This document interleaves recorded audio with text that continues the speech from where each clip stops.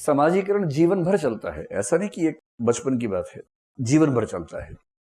शुरुआती दौर में उसको बोलते हैं प्राथमिक समाजीकरण, प्राइमरी सोशलाइजेशन, जो बचपन में है। और बचपन के बाद जीवन भर जब भी समाज कुछ नया आपको सिखाता है वो है सेकेंडरी सोशलाइजेशन, जो लगभग व्यक्ति अपनी मृत्यु तक कुछ ना कुछ सीखता ही है समाज से। ये चलता ही रहता है, किसी एक समय की बात नहीं होती है।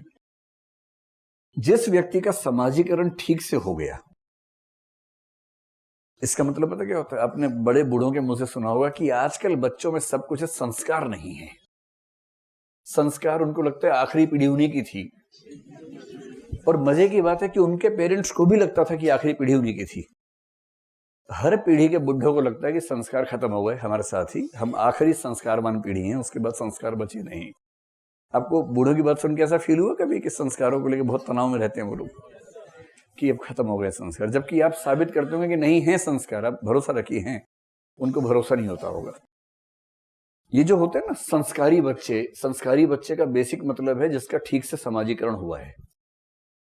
और ऐसा समाजीकरण हुआ है कि वो एक व्यक्ति नहीं बचा है, टाइप बन गया है। टाइप का मतलब समाज को जैसा पीस चाहिए था ठीक वैसा पीस बन गया है।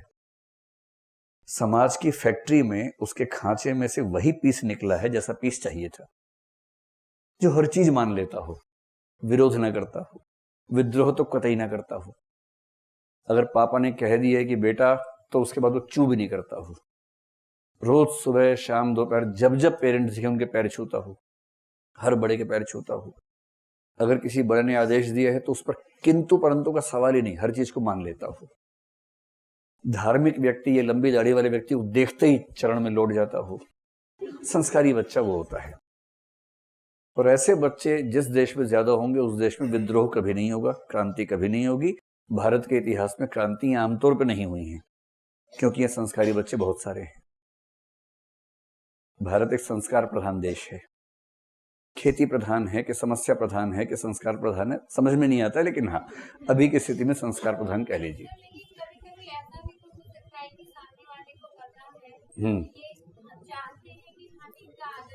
हाँ हाँ हाँ, वो तो एक्टिंग है। एक्टिंग में क्या बुरी बात है? कह रही कभी कभी ये भी तो हो सकता है कि सामने वाला चाहता है कि उसका आदर करे, इसलिए हम उसका आदर कर रहे हैं। जैसे मैं तो अब खड़े हो गए तो मैं समझ रहा हूँ इस बात को, ठीक है, ऐसा तो हो ही सकता है, इसमें कौन सी खास बात है? ऐसा तो हो ही सकता है कि आपको लग रहा है कि आदर मन से तो नहीं आ रहा, लेकिन कर देते हैं क्योंकि ये उम्मीद कर रहा होगा। ऐसा तो होता ही है। हाँ ठीक है, ठीक है, सामान्य है, ये सब सामान्य है, चलता है, कोई दिक्कत नहीं। कभी कभी ऐसा होता है कि आप सामाजिक दबाव में कुछ कर रहे होते, मन से नहीं कर रहे होते, ऐसा होता है, सामान्य बात है। तो समाज के 70-80% बच्चे संस्कारी हो जाते हैं। जो बाकी हैं उनको ठीक करने के लिए दूसरी व्यवस्था है जिसका नाम क्या था? पुरस्कार और दंड की व्यवस्था। देखो, पुरस्कार मिलने का मतलब ये बिल्कुल नहीं है कि ये व्यक्ति बहुत अच्छा है। ठीक, मैं आपकी बहुत सारी धारणाएं खारिज करने के मूड में रहता हूं। रोज आपको बहुत सारी धारणाओं पर हथौड़ियां पड़ने वाली हैं। किसी को पुरस्कार मिलने का यह मतलब बिल्कुल नहीं है कि वो सचमुच एक अच्छा व्यक्ति है। किसी को दंड मिलने का यह मतलब बिल्कुल नहीं है कि वो सचमुच एक बुरा व्यक्ति है। पुरस्कार और दंड का सिर्फ इतना मतलब है कि जिस व्यवस्था ने पुरस्कार या दंड दिया उस व्यवस्था के मूल्यों के हिसाब से यह व्यक्ति एडजस्ट हो गया और यह एडजस्ट नहीं हुआ। एग्जाम्पल देके समझाता हूं। न्यूटन एक बहुत शानदार वैज्ञानिक था। न्यूटन जैसा व्यक्ति जिस देश में होगा उसके लिए गर्व की बात होनी चाहिए। पर न्यूटन का अपने समाज में खूब अपमान हुआ क्योंकि उसने बाइबल की कुछ बातों पर सवाल खड़ा कर दिया। गैलीलियो को तो इतना प्रताड़ित किया गया और गैलीलियो को अंत में माफी मांगनी पड़ी। हालांकि उसने माफी बहुत कलात्मक तरीके से मांगी। वो माफी ऐसी थी कि समझ नहीं पा रहा कौन किससे माफी मांग रहा है, लेकिन उसने माफी मांग ली अंत में। इस भाषा में मांगी कि यद्यपि मैंने जो प्रयोग किए थे अपने हिसाब से एकदम ठीक किए थे और मुझे भरोसा है कि निष्कर्ष भी मेरे ठीक हैं, किंतु फिर भी मैं माफी मांगता हूं कि इससे ठेस पहुंची है। अब उसको पढ़ के समझ नहीं आता कि दरअसल वो क्या कहना चाह रहा है। उससे माफी मांगी, कुछ लोगों ने मंगवाई, उसको दंडित किया, प्रताड़ित किया। ब्रूनो एक विचारक हुआ जिसने कहा था कि ये जो प्रकृति है ना, ये ईश्वर का ही रूप है। और ईसाई लोग इस बात को नहीं मानते, मुसलमान भी नहीं मानते, यहूदी भी नहीं मानते। पर उसमें चर्च बहुत आक्रामक था।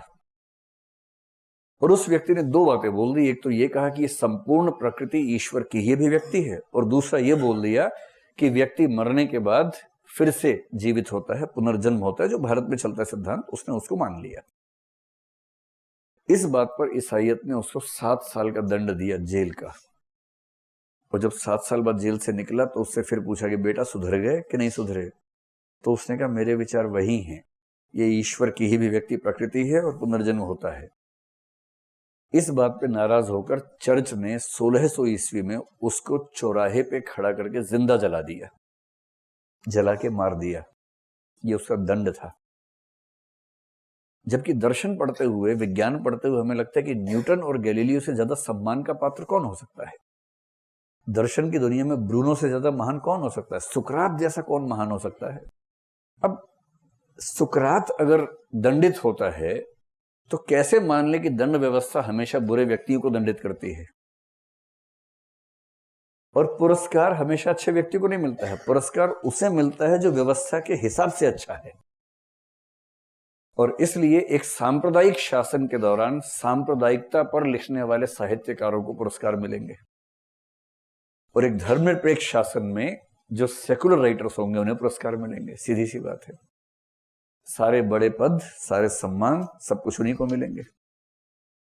इसलिए पुरस्कार और दंड व्यवस्था खुद को मेंटेन करने के लिए देती है कि जो हमसे मैच करेगा उसको पुरस्कार मिलेगा, जो हमसे मैच नहीं करेगा उसको दंड मिलेगा।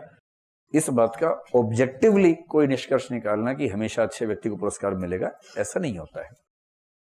एक एग्जाम्पल सिंपल सा, अगर किसी अरब कंट्री में, जैसे संयुक्त अरब अमीरात में, ईरान में, इराक में, सीरिया में, कोई लड़की छोटी सी ये कहे कि मैं तो इसी उम्र से बुर्का पहनूंगी, और बुर्का पहनने लग जाए और जीवन भर बुर्के में रहे, कहे कि मैं तो अपने दीन को ठीक से फॉलो करना चाहती हूं और मुझे लगता है कि बुर्के में ही हमें धर्म की सीख है, इसका सम्मान करना चाहिए।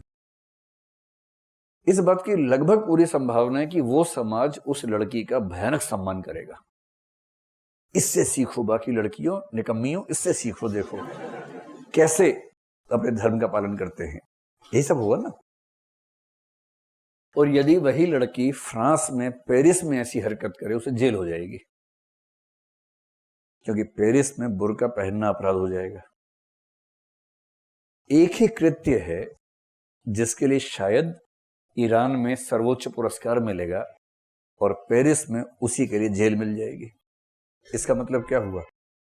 क्या कोई कृत्य अपने आप में पुरस्कार या दंड का पात्र है, या कृत्य की व्याख्या कोई व्यवस्था कैसे करती है इससे तय होता है कि पुरस्कार मिलेगा, दंड मिलेगा? व्यवस्था। और व्यवस्था का मतलब सामाजिक नियंत्रण की व्यवस्था, उस समाज की व्यवस्था। समाज अपने हिसाब से मैकेनिज्म तय करेगा। इस तरह से दुनिया का हर समाज चलता है।